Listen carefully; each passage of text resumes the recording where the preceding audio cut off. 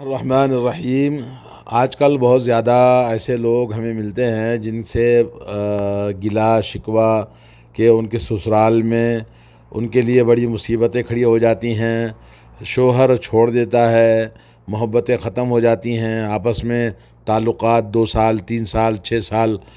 شادی ہو کر ہو گئے مگر ایک دوسرے سے جدا ہیں، اور اس طرح کے بہت سارے واقعات ہیں۔ اس کے پیچھے جادو یا اس کے پیچھے کوئی تنتر منتر یا اس کے پیچھے کوئی تعویذ گنڈا یا اس کے پیچھے کوئی بابا کا ہاتھ ہوتا ہے جو کوئی نہ کوئی رشتہ دار یا گھر کے لوگ دشمنی میں کرواتے ہیں۔ تو اس سلسلے میں آپ کو بتا رہا ہے کہ جادو اپنی جگہ حقیقت ہے۔ جادو کی سچائی کو سمجھنے کے لیے امام ابن قدامہ کہتے ہیں جادو ایک ایسے گروہوں اور ایسے منتر اور ورد اور الفاظ کا نام ہے جنہیں بولا یا لکھا جائے، یا یہ کہ جادوگر ایسا عمل کرے جس سے اس شخص کا بدن یا دل یا عقل متاثر ہو جائے جس پر جادو کرنا مقصود ہو۔ جادو واقعتاً اثر رکھتا ہے، چنانچہ جادو سے کوئی شخص قتل بھی ہو سکتا ہے، بیمار بھی ہو سکتا ہے اور اپنی بیوی کے قریب جانے سے عاجز بھی آ سکتا ہے، بلکہ جادو خاوند میاں کے درمیان یعنی میاں بیوی کے درمیان جدائی بھی ڈالا جا سکتا ہے۔ سب سے بڑا کام یہی ہوتا ہے کہ خاندان کو توڑا جائے اور گھر کو برباد کر دیا جائے اور ایک دوسرے کے دل میں نفرت پیدا کیا جائے اور محبتیں ختم کر دی جائیں۔ علامہ ابن قیم کہتے ہیں جادو ارواح خبیثہ کے اثر و نفوذ سے مرکب ہوتا ہے جس سے بشری طباعیں متاثر ہوتی ہیں۔ غرض جادوگر اور شیطان کے درمیان ہونے والے ایک معاہدے کا نام ہے جادو، جس کی بنا پر جادوگر کچھ حرام اور شرکیہ چیزوں کا ارتکاب کرتا ہے اور شیطان اس کے بدلے میں جادوگر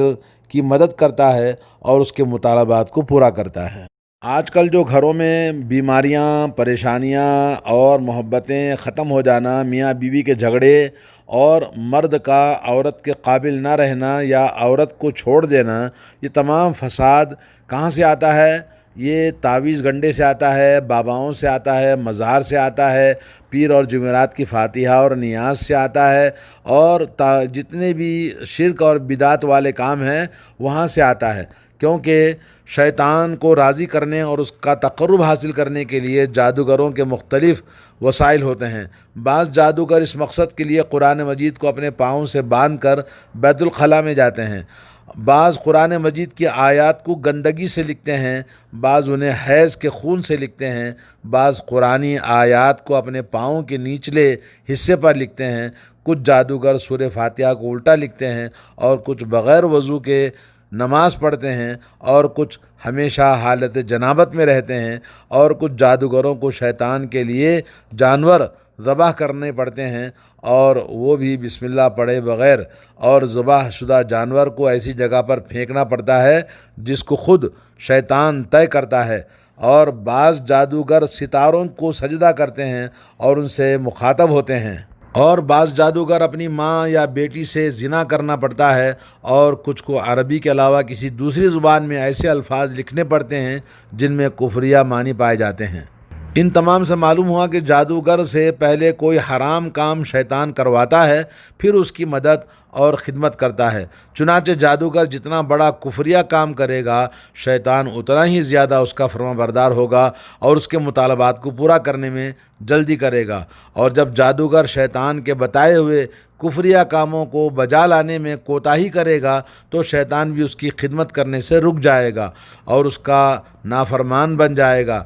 تو جادوگر اور شیطان ایسے ساتھی ہیں جو اللہ تعالیٰ کی نافرمانی کرنے پر ہی آپس میں ملتے ہیں، اور آپ جب کسی جادوگر کے چہرے کی طرف دیکھیں گے تو آپ کو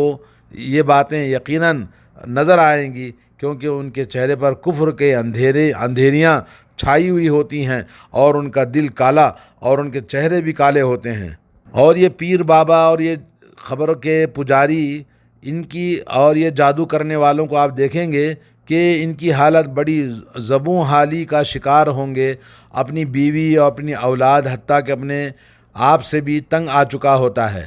اور اسے زندگی کی سکون کی نیند نصیب نہیں ہوتی جن کے پاس جن اور شیاطین ہوتے ہیں۔ اور اس پر مستزاد یہ کہ شیطان خود اس کی بیوی بچوں کو اکثر و بیشتر تکلیف پہنچاتا رہتا ہے اور ان کے درمیان شدید اختلافات پیدا کرتا ہے۔ اللہ تعالیٰ کا ارشاد ہے وَمَنْ أَعْرَضَ عَنْ ذِكْرِي فَإِنَّ لَهُ مَعِيشَةً ضَنْكًا، جو شخص میری یاد سے روگردانی کرے گا وہ دنیا میں تنگ حال رہے گا۔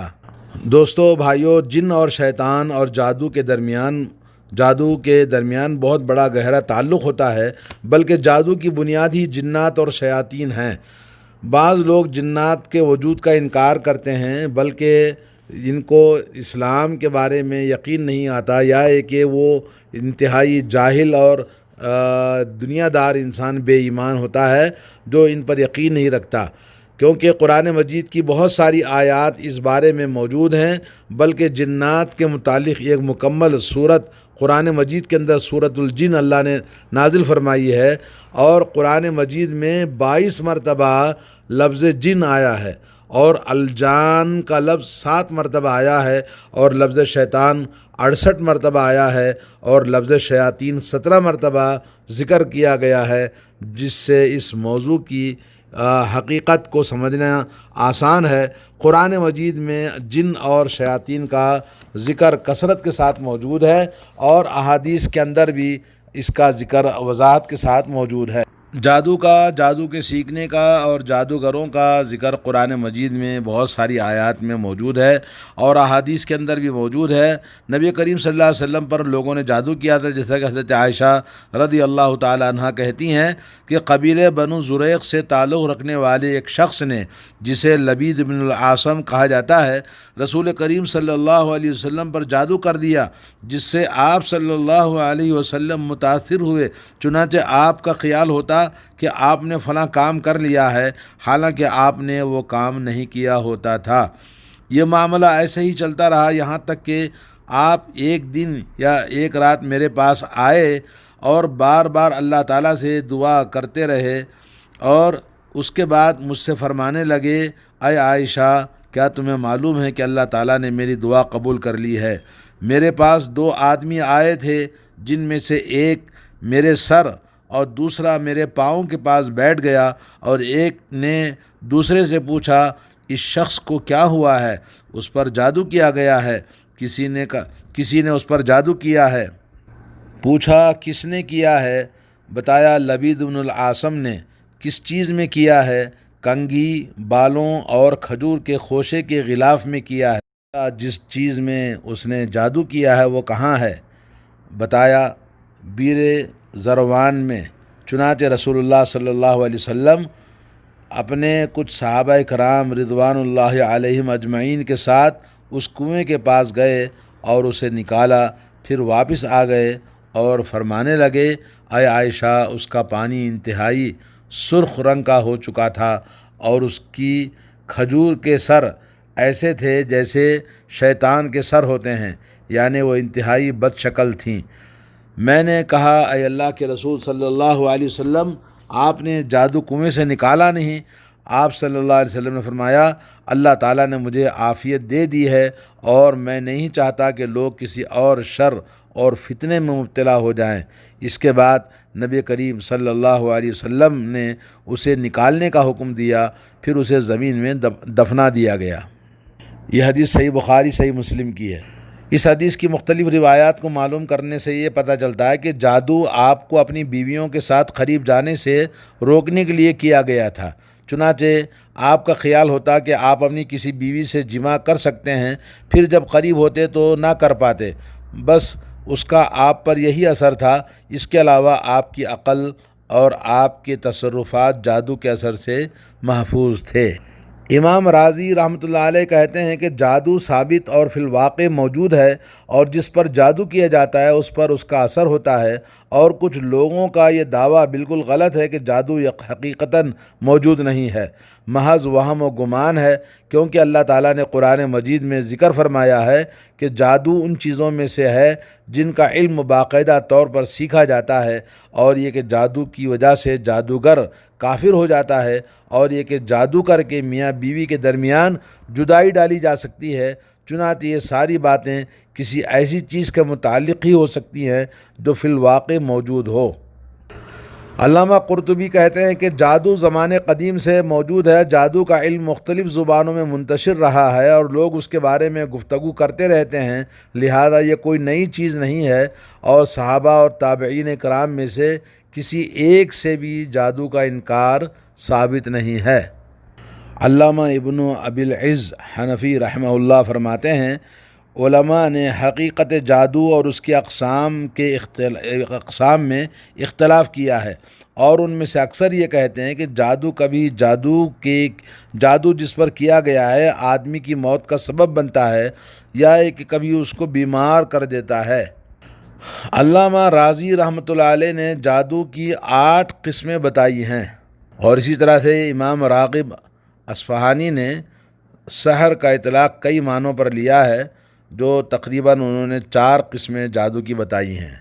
چنانچہ دوستو بھائیو، آپ کو بتانا یہ ہے کہ جادو ایک حقیقت ہے، آج بہت سارے گھروں کو برباد کیا ہوا ہے، اور جادو کا سبب گھروں کے اندر شرک اور بدعات ہے، قبریں ہیں، مزاریں ہیں، بابا ہے، اولیاء ہے، اور یہ فاتحہ ہے، نیاز ہے، اور یہ درگاہوں اور مزاروں پر جانا ہے، اور یہ پیر اور مرشدی کے کارنامے ہیں۔ اسی طرح سے جو لوگ پیر اور جمعرات کو فاتحہ کرتے ہیں، گھروں میں پوجا کرتے ہیں، تو یہ تمام چیزیں بنیاد ہے ان جادو کی چیزوں کا، اور جیسا کہ بہت سارے لوگوں سے یہ ثابت ہوا ہے کہ وہ درگاہوں پر جا کر، باباؤں کے پاس جا کر اپنے دشمن پر جادو کے لیے پیسے اور اپنی جو چیزیں چاہتے ہیں اس سے جادو کرواتے ہیں۔ نبی کریم صلی اللہ علیہ وسلم کی حدیث ہے، اجتنبوا السبع الموبقات، 7 برباد کرنے والی چیزوں سے بچو۔ ان میں سے پہلی چیز ہے کہ اللہ تعالیٰ کے ساتھ شرک کرنا، جس سے انسان دنیا اور آخرت دونوں برباد ہو جاتے ہیں۔ نمبر 2، جادو کرنا۔ جادو کرنا انسان کی دنیا بھی برباد اور آخرت بھی برباد ہوتی ہے۔ اسلام میں جادوگروں کو قتل کرنے کا حکم ہے، اور جادو کرنے والا اور جادو کروانے والا دونوں کافر اور مرتد ہیں، ان کو قتل کیا جائے گا۔ اللہ تعالیٰ سب کو ہدایت نصیب فرمائے۔ وصلی اللہ علی نبینا محمد وعلی آلہ واصحابہ اجمعین۔ السلام علیکم ورحمۃ اللہ وبرکاتہ۔